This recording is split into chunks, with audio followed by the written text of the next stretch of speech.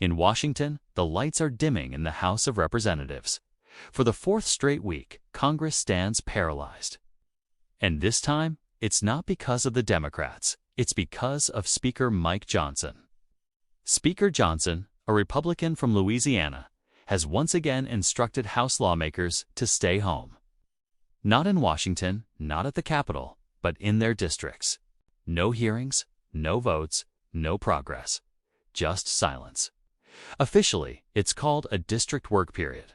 But in the high-stakes world of Washington politics, something else entirely. A pressure tactic. A calculated move aimed directly at one man, Senate Minority Leader Chuck Schumer. A clerk in the House confirmed the news on Friday, October 20th through October 23rd. The chamber will be empty. No legislative work, no negotiations, and no visible signs of movement on the government shutdown that's now stretching dangerously close to a full month. Inside the Beltway, the message is clear. Mike Johnson wants the political fire to burn in the Senate, not in the House. It's a bold strategy, maybe even a risky one. The shutdown began after Congress failed to agree on a funding plan for the federal government. The House GOP, under Johnson's leadership, passed its version on September 19th, a continuing resolution, or CR, meant to extend government funding at 2025 levels for 7 more weeks. The goal was to buy time. Time to negotiate a long-term deal for fiscal year 2026. But that plan hit a wall, and that wall was made of Democrats. Senate Democrats, led by Chuck Schumer, refused to even consider the GOP bill. Why? Because they said it ignored a critical issue: the extension of Obamacare subsidies that millions of Americans depend on to keep their health care affordable. Those subsidies, created during the pandemic, are set to expire at the end of December. Without them, premiums for millions of Americans could spike, some overnight. Democrats have drawn a red line. No extension, no deal. Republicans, meanwhile, argue that those discussions can come later. They want to pass a clean CR. No partisan policy riders, no additional demands. Fund the government first, Johnson said. Fix policy next. But Washington isn't built for patience. Behind closed doors, tensions are growing inside the House Republican Conference. While most GOP lawmakers publicly stand by Johnson, cracks are beginning to show.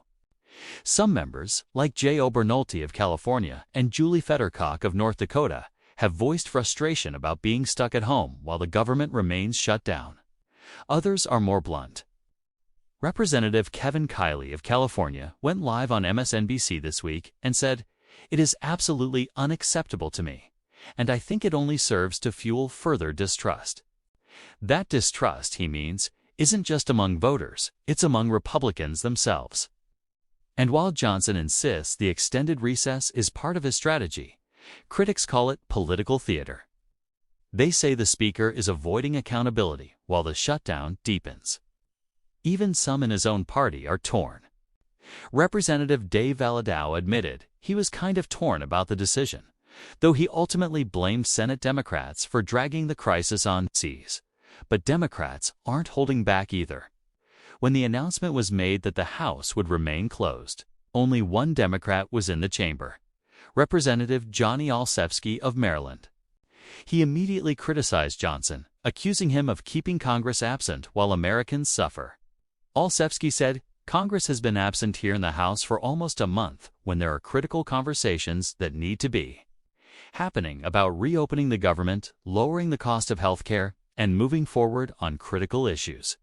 Meanwhile, the Senate is preparing to move forward on its own. Schumer and Democratic leaders are pushing a standalone bill to ensure that government workers, including active-duty military members, continue to get paid during the shutdown. The symbolism is powerful and deliberate. While the House sits empty, the Senate is framing itself as the adult in the room, trying to protect workers while House Republicans argue over tactics.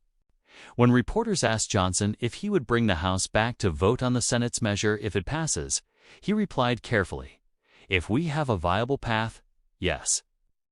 But I suspect the Democrats are going to bat it down again." It's classic Washington brinkmanship. One side waiting for the other to blink first. But beneath the political noise, there's a deeper truth about what's happening here. This isn't just a shutdown fight. It's a struggle for control over the narrative, over public perception, and over the direction of the Republican Party itself. Johnson, still relatively new in his role as Speaker, is trying to project strength. He's showing that he won't bow to Senate Democrats or White House pressure, that he can lead a fractured GOP through crisis by holding the line. But the cost of that strategy is growing. Every day, the government remains closed. Millions of federal workers go unpaid.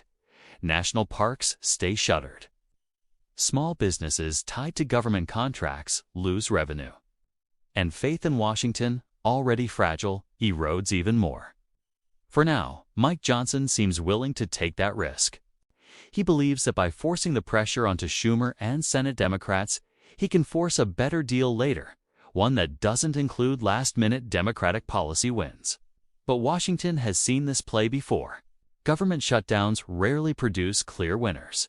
More often, they leave everyone bruised and the American public frustrated. And with elections always on the horizon, every day of inaction becomes ammunition for both sides. Republicans say Democrats are holding the government hostage over healthcare subsidies.